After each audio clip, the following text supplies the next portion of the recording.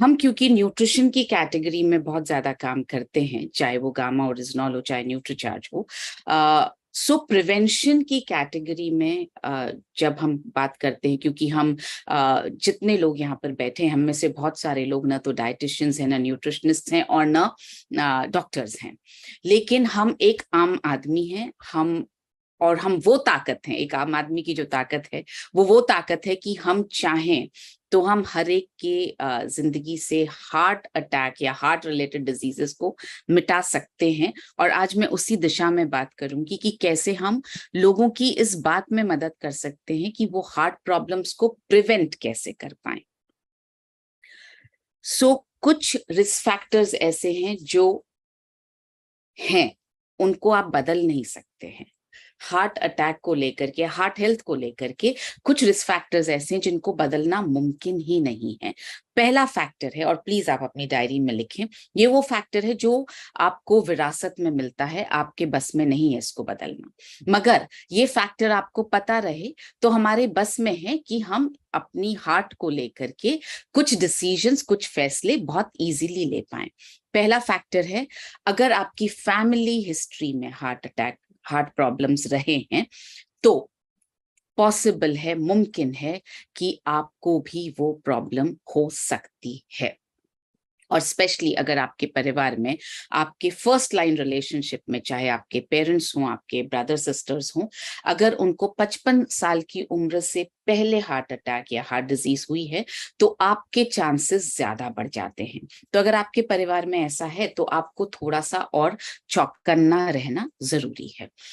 दूसरा फैक्टर है उम्र, इस पर भी हमारा जोर नहीं है। हार्ट डिजीज होने के चांसेस 55 साल की उम्र के बाद पुरुषों में और 65 साल की उम्र के बाद महिलाओं में बढ़ जाते हैं, और ये थोड़ा ज्यादा हो जाता है महिलाओं में ये रिस्क मेनोपॉज के बाद। तो वैसे तो ये कहा जाता है कि पुरुषों को ज्यादा रिस्क है हार्ट अटैक की या हार्ट डिजीज की, लेकिन मेनोपॉज के बाद में महिलाओं में भी ये खतरा, ये रिस्क बढ़ जाती है।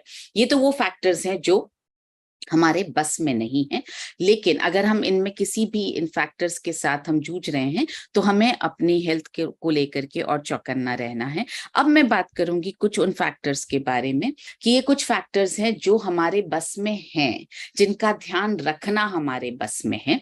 कुछ नंबर्स आप नोट कर लीजिए, ये आप नंबर्स आपकी मदद करेंगे आपके खुद के शरीर को जानने में और आपके खुद की सेहत को बेहतर समझने में। पहला फैक्टर कोलेस्ट्रॉल। आपको हर 3 महीने में एक बार अपना कोलेस्ट्रॉल, और इसको लिपिड प्रोफाइल बोला जाता है, आप अपना लिपिड प्रोफाइल जरूर चेक करवाएं। लिख लीजिए please, lipid profile. Lipid profile में जो नंबर्स आएंगे उनको आप समझेंगे कैसे कि ये जो लिपिड प्रोफाइल मैंने कराया, रिपोर्ट मेरे सामने आई, तो मैं डॉक्टर के पास जाने से पहले खुद कैसे समझूं कि क्या सिचुएशन है मेरे शरीर की। लिपिड प्रोफाइल में आपको कुछ ये चीजें दिखाई देंगी। एलडीएल, एलडीएल का मतलब होता है, आसान शब्दों में मैं बताऊं तो खराब वाला कोलेस्ट्रॉल, जो आपकी आर्टरीज को सख्त बना देता है। तो ये खराब कोलेस्ट्रॉल है, एलडीएल। ये हमेशा आदर्श तौर पर 100 mg/dl से कम होना चाहिए। अगर ज्यादा है तो ये थोड़ी अलार्म की घंटी है, आपके दिमाग में बजनी चाहिए कि मुझे अपनी सेहत का ध्यान रखना है। और ध्यान रखने के क्या तरीके हैं इस पर हम आगे बात करेंगे। अगर ऑलरेडी आपको हार्ट अटैक हो गया है और आप कुछ मेडिसिन ले रहे हैं तो जाहिर है आप अपना कोलेस्ट्रॉल लेवल लगातार चेक करवा रहे होंगे। हार्ट अटैक होने के बाद में बेहतर ये रहेगा, आदर्श तौर पर 70 mg/dl से नीचे आपका कोलेस्ट्रॉल, खराब वाला एलडीएल, होना चाहिए। फिर आते हैं एचडीएल पर। ये अच्छा कोलेस्ट्रॉल है, ये आपकी आर्टरी से कोलेस्ट्रॉल को निकाल करके लिवर की तरफ भेज देता है कि ताकि वो वहां से शरीर से बाहर निकल जाए। अच्छा कोलेस्ट्रॉल बनाना मुश्किल होता है, इसीलिए ईश्वर की कृपा है कि इसकी वैल्यू थोड़ी सी कम है। 60 mg/dl या उससे बढ़ा हुआ होना चाहिए। मिनिमम 60 mg/dl आपका एचडीएल, अच्छा वाला कोलेस्ट्रॉल, होना चाहिए। उसके बाद एक और चीज जो आपके लिपिड प्रोफाइल में आएगी वो है ट्राइग्लिसराइड्स। ट्राइग्लिसराइड्स को अगर मैं बिल्कुल आम शब्द में बात करूं तो ये फैट है बॉडी में, और ये फैट जो है आपकी बॉडी में 150 mg/dl से कम होना चाहिए। ये रेफरेंस वैल्यूज हैं, ये आप लिख करके रख लें अपने पास में। और टोटल कोलेस्ट्रॉल जो है वो आपका किसी भी वक्त 200 mg/dl से कम होना चाहिए। ये आप आंकड़े थोड़ा सा रेफरेंस वैल्यूज आप अपने दिमाग में रखें। उसके बाद आते हैं दूसरा फैक्टर जो आपके कंट्रोल में है, वो है स्मोकिंग। अगर आप by any chance cigarette, bidi, e cigarette smoking कर रहे हैं तो रिस्क बहुत ज्यादा है। और अगर आप ये कहें मुझसे कि मैं तो स्मोकिंग नहीं करता या नहीं करती, वेरी गुड, ऑसम, लेकिन आपके आसपास भी अगर कोई स्मोकिंग कर रहा है तो भी आपको हार्ट पर इफेक्ट आने का रिस्क बढ़ जाता है। इसका मतलब क्या हुआ, आप उन जगहों से भी दूर रहें जहां पर स्मोकिंग होती है। जो लोग स्मोक कर रहे हैं उनसे आप अपने आप को दूर रखें तो बेहतर है। पैसिव स्मोकिंग मतलब मैं स्मोक तो नहीं कर रही, लेकिन कोई और स्मोक कर रहा है तो उसका धुआं जो मेरे अंदर जा रहा है वो भी मुझे नुकसान पहुंचा सकता है। तीसरा फैक्टर, अल्कोहल, शराब। ये फैक्टर्स आप इसलिए भी लिख कर रखें कि आप अपनी सेहत के साथ साथ जब हम किसी और, हम तो क्या बोलते हैं, एम्बेसडर्स हैं हेल्थ के, तो जब हम किसी और की हेल्थ का ध्यान रखने के लिए उनसे बात करें तब इन फैक्टर्स पर आप बात कर पाए, इसलिए भी ये फैक्टर्स आप लिख करके रखें। अल्कोहल, शराब का सेवन, मदिरा का सेवन अगर कोई कर रहा है तो वो रिस्क, हार्ट डिजीज की रिस्क को बढ़ा देता है, क्योंकि बहुत सारे न्यूट्रिएंट्स जो हैं वो हमारे शरीर में अवशोषित ही नहीं हो पाते हैं अगर शराब का सेवन कोई करता है तो। और शराब के सेवन से वेट बढ़ता है, और वजन बढ़ने से, अभी आपने ईशा मैम को भी सुना कि वजन को नॉर्मल लिमिट में रखना जरूरी है, वजन बढ़ने से भी हार्ट का रिस्क बढ़ जाता है। चौथे पॉइंट पर आते हैं, हाई ब्लड प्रेशर। अभी जैसे ईशा मैम ने बोला, सप्ताह में एक बार आप दिन बना लीजिए कि हाई ब्लड प्रेशर चेक होना चाहिए। तो बिल्कुल आप कोई भी एक दिन तय कर लीजिए, आप खुद चेक कर पाए बहुत अच्छी बात है, ना कर पाए तो कोई भी आपके आसपास डॉक्टर हो, कोई भी आपके पास कंपाउंडर हो जिनको मैनुअल तरीके से ब्लड प्रेशर मेजर करना आता हो, तो आप प्लीज उनसे ब्लड प्रेशर अपना मेजर करवाएं। नॉर्मल ब्लड प्रेशर क्या होता है, उसकी वैल्यू क्या होती है? नॉर्मल ब्लड प्रेशर की वैल्यू होती है 120/80, 120/80। 50 साल के बाद अगर 120/80 से लेकर के 130/89 आपका ब्लड प्रेशर आ रहा है तो इसको प्री हाइपरटेंसिव माना जाता है। मतलब आप हाई ब्लड प्रेशर की बिल्कुल प्री वाली स्टेज में हैं। अगर आप का जो है 50 साल के बाद में 115/75 से ज्यादा है तो हर 20/10 mm/Hg, मतलब 20/10 अगर वैल्यू बढ़ेगी तो आपकी हार्ट डिजीज की रिस्क बढ़ती जाएगी। इसका मतलब क्या हुआ, आपका अगर 120/80 है और आपकी उम्र 50 साल हो चुकी है तो आपको थोड़ा सा केयरफुल होना शुरू करना पड़ेगा। लेकिन अगर आपकी उम्र 50 साल से नीचे है और आपका ब्लड प्रेशर 120/80 है तो आपका ब्लड प्रेशर बिल्कुल नॉर्मल है। और अगर उससे ज्यादा है तो आपको डॉक्टर से सलाह लेनी होगी, आपको कुछ मेडिकेशन, कुछ सप्लीमेंट्स इस तरफ आपको, और लाइफस्टाइल चेंज की तरफ आपको बढ़ना होगा। पांचवा फैक्टर, डायबिटीज। आपका शुगर लेवल हमेशा 125 mg/dl से कम होना चाहिए। आइडियल है 100 mg/dl से कम हो दिन के किसी भी वक्त। ओवरवेट, वजन आपका काबू में रहना चाहिए। फिजिकल एक्टिविटी, एक फिजिकल एक्टिविटी जो आप बिना किसी इन्वेस्टमेंट के, बिना किसी वक्त का इन्वेस्टमेंट तो ऑफ कोर्स रहेगा, मगर बिना किसी पैसे के इन्वेस्टमेंट के दिन में किसी भी वक्त कर सकते हैं, वो है वॉकिंग। वॉकिंग, जॉगिंग, साइकिलिंग, ये तीनों में से कोई भी एक्टिविटी आप दिन के किसी भी वक्त कर सकते हैं।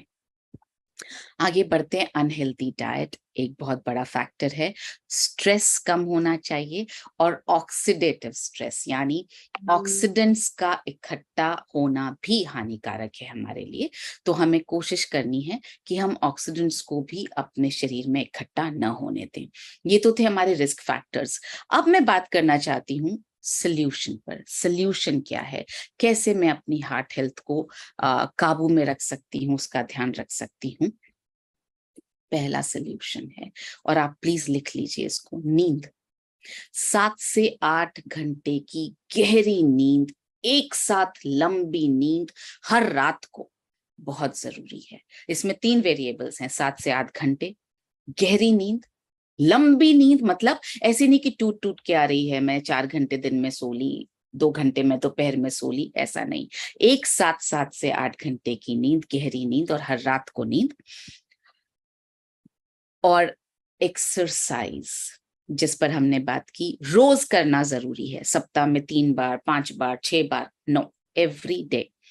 वॉकिंग कीजिए, स्विमिंग कीजिए, साइकिलिंग कीजिए, जॉगिंग कीजिए, कुछ भी कीजिए, 30 मिनट की एक्सरसाइज हर रोज होनी ही चाहिए। ये बिल्कुल ऐसा रूटीन होना चाहिए जैसे आपका खाने का रूटीन होता है ना, कि अरे मैंने आज खाना नहीं खाया, मुझे किसी भी तरह खाना खाना है। तो उसी तरह से आपके मन में होना चाहिए, अरे आज मैंने एक्सरसाइज नहीं की, मुझे करनी है। दूसरी तरह की एक्सरसाइजेस जो हमें करनी चाहिए वो है बॉडी वेट एक्सरसाइजेस। आप योगा करें, आप स्क्वाट करें, आप जिम में जाएं, 10 मिनट हर ऑल्टरनेट डे एक्सरसाइज करनी चाहिए। जब आप जिम जाएं या आप एक्सरसाइज करें, आपको पता होना चाहिए कि आप ओवर एक्सर्ट तो नहीं कर रहे अपने हार्ट को। डिसाइड करें कि आपको कहाँ तक एक्सरसाइज करनी है। इसके लिए आपको मैं एक फॉर्मूला दे रही हूँ, लिखिए प्लीज आप। जब भी आप एक्सरसाइज कर रहे हो, वॉक करें, जिम में जाएं, साइकिलिंग करें, कोई किसी भी तरह की एक्सरसाइज, आपके पास पानी की बोतल और नैपकिन, ये 2 चीजें आई एम श्योर आपके पास हमेशा होती है। तीसरी चीज आप रखना शुरू करें, ऑक्सीमीटर। कोविड के वक्त हमने ऑक्सीमीटर का इस्तेमाल करना शुरू किया, और हम सबके घरों में तब ऑक्सीमीटर खरीदे गए। तो वो ऑक्सीमीटर ढूंढें, निकालें, सेल एक्सपायर हो गया तो चेंज करें, ऑक्सीमीटर खराब हो गया तो नया मंगवाएं, मगर ऑक्सीमीटर रखें आप। ऑक्सीमीटर से करना क्या है, ऑक्सीमीटर से आपको अपनी हार्ट रेट को मेजर करना है। अब पता कैसे चलेगा कि मेरी हार्ट रेट लिमिट में है या नहीं, उसके लिए एक फॉर्मूला दे रही हूं मैं आपको। नंबर लिखिए 220। 220 में से आप अपनी जो उम्र है उसको माइनस कर दीजिए।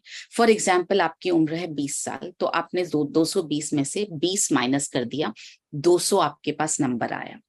इस नंबर का 50% और 85% कैलकुलेट कर लीजिए।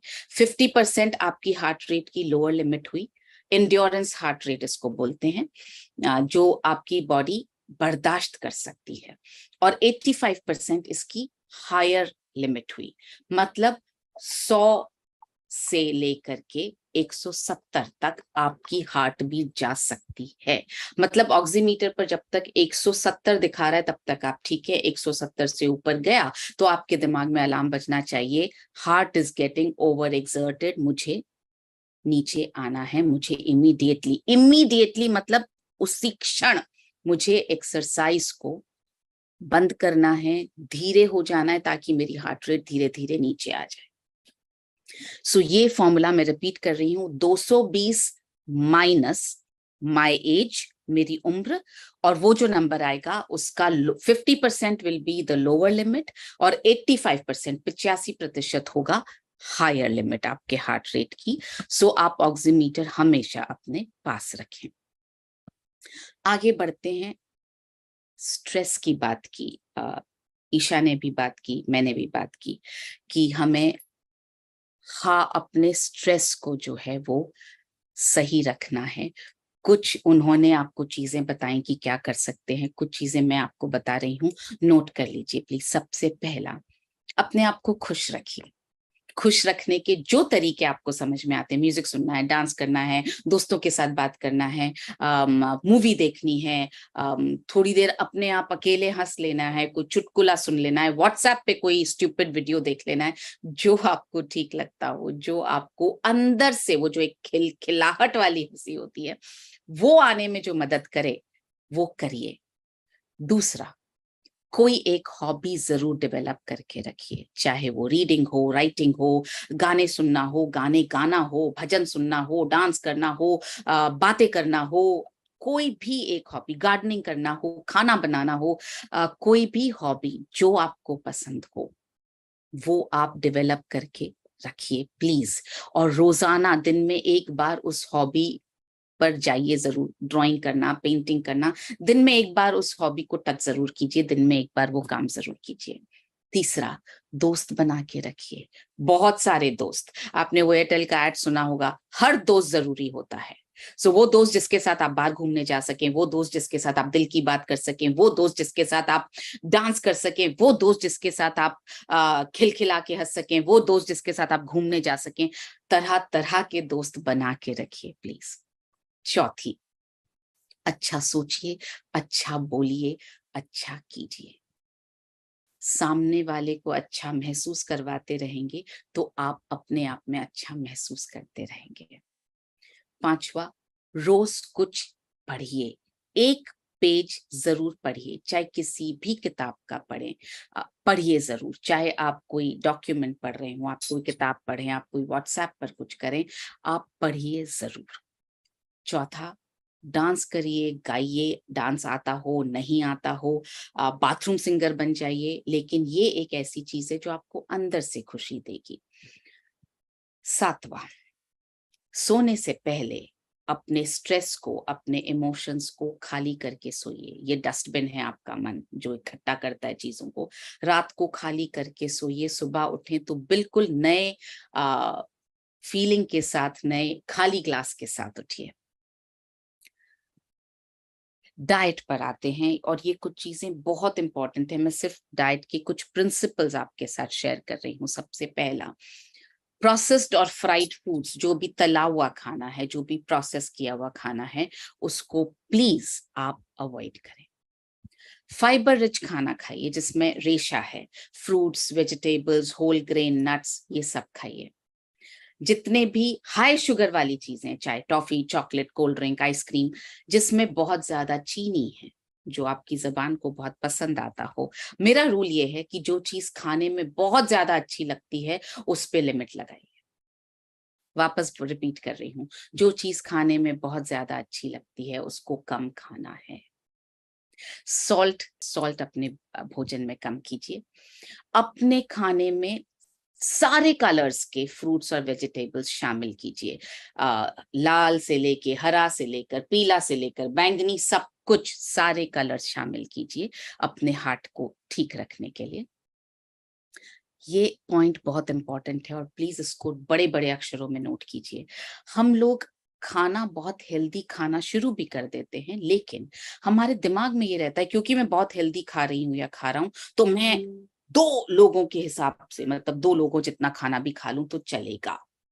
नहीं, 80% आपका पेट भर जाए, खाना बंद कर दीजिए प्लीज। सो खाने की वैरायटी भी लिमिट करनी है और खाने की क्वांटिटी, मात्रा भी लिमिट करनी है। 80% आपका पेट भर जाए, उसके बाद चाहे आपके प्लेट में खाना बचा हो, मत खाइए। पेट को डस्टबिन मत बनाइए, उतना ही लीजिए जितना आपको पता हो कि मेरा, जितनी भूख आपको लग रही है ना कि मैं आज 2 चपाती या 3 चपाती खा सकती हूँ, प्लीज 3 चपाती की इच्छा हो रही है, 2 ही लीजिए अपने प्लेट में। बैलेंस डाइट खाइए, fats, carbohydrates, protein, vitamins, fibre, mineral, सब कुछ होना चाहिए। PVMFO हमेशा याद रखिए। अगर दिन भर में आपकी बॉडी में, डाइट में PVMFO नहीं गया तो इसका मतलब इनकम्प्लीट रह गई आपकी डाइट। कम से कम 2.5 से 3 लीटर पानी आपके हार्ट के लिए बहुत जरूरी है, रोज पीजिए। दिन में 3 बार से ज्यादा खाना मत खाइए। अब आप बोलेंगे बाप रे, मतलब खाना भी थोड़ा कंट्रोल में खाओ, वैरायटी कंट्रोल में कीजिए, कम खाइए और टाइम भी। बिल्कुल, 3 बार से ज्यादा खाना नहीं खाना, हर बार इस 80%, 80% से ज्यादा भर के पेट नहीं खाना। और तीसरा, बहुत लिमिट में आपको वैरायटी खानी है। और ऑफ कोर्स स्मोक नहीं करना है, पैसिव स्मोकिंग भी नहीं करना है, और मदिरा का सेवन नहीं करना है। अब बात करते हैं सप्लीमेंट में क्या ले सकते हैं हम। पहली चीज जो आपकी हार्ट हेल्थ को अच्छा रखने के लिए, आपकी हार्ट प्रॉब्लम्स को प्रिवेंट करने में हेल्प कर सकता है, वो है ओमेगा 3। और मैं रिक्वेस्ट करूंगी कि आप प्लीज इसका स्क्रीनशॉट ले लीजिए। मैं एक एक पॉइंट को अभी एक्सप्लेन नहीं करूंगी, वक्त की कमी है। तो आप ये पॉइंट्स हैं, ये सब हार्ट हेल्थ को, ये सब एक तरह से हार्ट हेल्थ को कम करने में ओमेगा 3 के ये फायदे हैं, बेनिफिट्स ऑफ ओमेगा 3। उसी तरह से डीएचए बहुत सारे फायदे पहुंचाता है हार्ट हेल्थ में। ये 4 फायदे आपके सामने, इसका भी आप स्क्रीनशॉट लेकर के रखें प्लीज। और तीसरी चीज जो बहुत फायदा पहुंचाती है वो है आइसोलेटेड सोय प्रोटीन। वो आपके आइसोलेटेड सोया प्रोटीन की बात कर रही हूँ, सोयाबीन की बात नहीं कर रही हूँ, सोया प्रोटीन की भी बात नहीं कर रही हूँ। आइसोलेटेड सोया प्रोटीन आपकी हार्ट हेल्थ को बहुत ज्यादा फायदा पहुंचाता है। और चौथा न्यूट्रिएंट जो आपकी हार्ट हेल्थ में बहुत काम आएगा वो है गामा ओरिजिनॉल। सो ये 4 न्यूट्रिएंट्स हैं, ओमेगा 3, डीएचए, सोया आइसोलेटेड प्रोटीन और गामा ओरिजिनॉल, जो आपकी बहुत मदद कर सकते हैं। तो आइडियल डोसेज क्या है, कितना मुझे दिन में ओमेगा 3 लेना चाहिए, कितना मुझे डीएचए लेना चाहिए, कितना मुझे आइसोलेटेड सोया प्रोटीन लेना चाहिए, कितना मुझे गामा ओरिजिनॉल लेना चाहिए। ओमेगा 3 आपको प्रिवेंशन के लिए लेना है तो पुरुषों को रोजाना 1.8 ग्राम्स पर डे लेना चाहिए, 1.8 ग्राम, और महिलाओं को रोजाना 1.1 ग्राम रोजाना लेना चाहिए। ये प्रिवेंशन की बात कर रही हूं। अगर आपका ट्राइग्लिसराइड लेवल बढ़ा हुआ है, आपको याद होगा मैंने बात की थी ट्राइग्लिसराइड लेवल की, अगर ट्राइग्लिसराइड्स आपके बढ़े हुए हैं तो आपको रोजाना 2 ग्राम से 4 ग्राम ओमेगा 3 लेना चाहिए। ये रिसर्च्ड, आपको क्लिनिकली प्रूवन फैक्ट आपको मैं बता रही हूँ। डीएचए कितना लेना चाहिए प्रिवेंशन के लिए? 1 ग्राम पर डे। और आइसोलेटेड सोय प्रोटीन कितना लेना चाहिए अपने हार्ट को हेल्दी रखने के लिए? 25 ग्राम से 50 ग्राम पर डे। गामा ओरिजिनॉल कितना लेना चाहिए? 100 mg से 300 mg पर डे आपके हार्ट को ठीक रखने के लिए। तो क्या मेरे पास एक हार्ट हेल्थ पैकेज है किसी को बताने के लिए? बिल्कुल, आप में से सबके पास में एक हार्ट हेल्थ पैकेज है, और इसका प्लीज आप स्क्रीनशॉट ले लीजिए।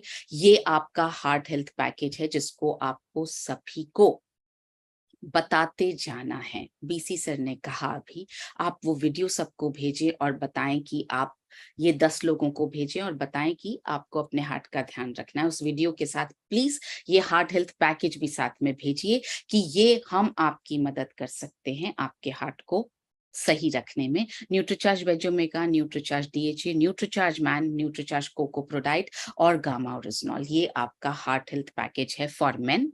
तो क्या कोई हार्ट हेल्थ पैकेज महिलाओं के लिए भी है? बिल्कुल है। Nutricharge veg omega, Nutricharge DHA, Nutricharge women, Nutricharge strawberry प्रोडाइट और गामा ओरिजिनल, ये है आपका महिलाओं के लिए हार्ट हेल्थ पैकेज। और प्लीज इसका भी स्क्रीनशॉट लेकर के रखिए। सो एंड में जिंदगी में कुछ चीजें, पैसा, बिजनेस, सब चीजों से ऊपर होती है और हम उस पर लगातार काम कर रहे हैं। स्वास्थ्य रक्षा, जन जन की स्वास्थ्य रक्षा, तो आप जन जन तक पहुंचे। और एक और बात मुझे याद आई, जो हमने टीसी सर की वाइफ की याद में सरोज छाबड़ा मेमोरियल ट्रस्ट हमने शुरू किया, और उसमें एक बात जो बताई गई थी कि हम एम्बुलेंस को लेकर के एक ड्राइव शुरू कर रहे हैं कि आप एम्बुलेंस को जरूर रास्ता दें। अभी जब ईशा मैम ने बताया कि जब आप गोल्डन आवर, जो 1 घंटा होता है जिसमें आप किसी इंसान को बचा सकते हैं, उस गोल्डन आवर का इस्तेमाल करने के लिए जरूरी है कि आप इकोस्प्रिन और आप गामा ओरिजिनॉल दें और उस पेशेंट को आप हॉस्पिटल पहुंचाएं। वो गोल्डन आवर अगर रोड पर खराब हो गया तो वो जान चली जाएगी। और वो रोड पर अक्सर खराब होता है क्योंकि हम एम्बुलेंस को जगह नहीं देते हैं। बड़े बड़े शहरों में तो ये बहुत बड़ा प्रॉब्लम है, मुंबई, दिल्ली, बैंगलोर, जहाँ ट्रैफिक बहुत ज्यादा है, हम एम्बुलेंस को जगह नहीं देते हैं।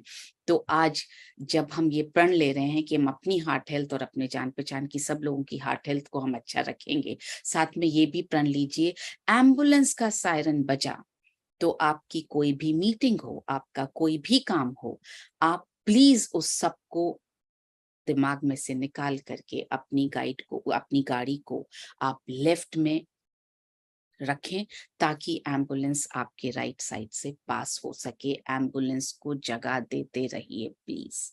पता नहीं आपकी जगह देने से किसकी जिंदगी बच जाए, जिसको आप जानते नहीं है, जिसको आपने इकोस्प्रिन भी नहीं दिया, आपने गामा ओरिजिनॉल भी नहीं दिया, जिसके प्रिवेंशन के लिए भी आपने कुछ नहीं किया, जिसको आपने जिंदगी में कभी नहीं देखा। पता नहीं किसकी जिंदगी बचाने में हमारा कंट्रीब्यूशन हो जाए।